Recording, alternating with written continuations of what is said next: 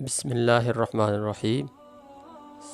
سوال: قرآن مجید کی جامع و مانع تعریف کیا ہے؟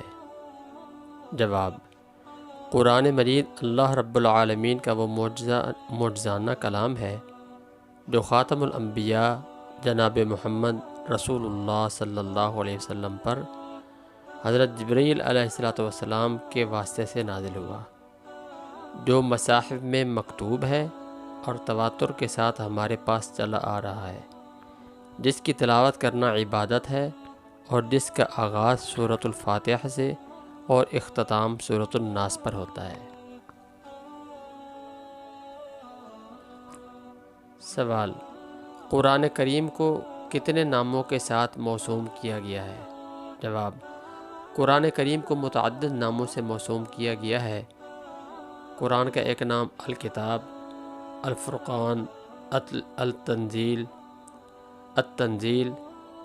الذکر، النور، الہدیٰ، الرحمہ، احسن الحدیث، الوحی، الروح، المبین، المجید، الحق۔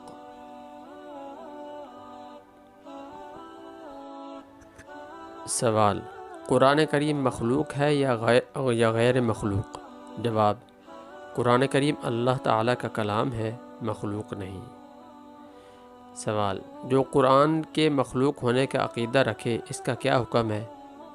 جواب: جو قرآن کے مخلوق ہونے کا عقیدہ رکھے وہ کافر اور اسلام سے خارج ہے، کیونکہ قرآن اپنے حروف و معانی سمیت حقیقت میں اللہ تعالیٰ کا کلام ہے۔ کیا قرآن مجید میں کسی قسم کی کوئی تبدیلی ہوئی ہے؟ جواب: قرآن مجید میں کسی قسم کی کوئی تبدیلی نہیں ہوئی، بلکہ یہ مقدس کتاب اسی حالت میں ہے جس حالت میں نبی آخر الزماں حضرت محمد صلی اللہ علیہ وسلم اپنی امت کے لیے چھوڑ گئے تھے۔ سوال: جو شخص قرآن مجید میں کمی زیادتی کا عقیدہ رکھے کیا وہ دائرہ اسلام سے خارج ہو جاتا ہے؟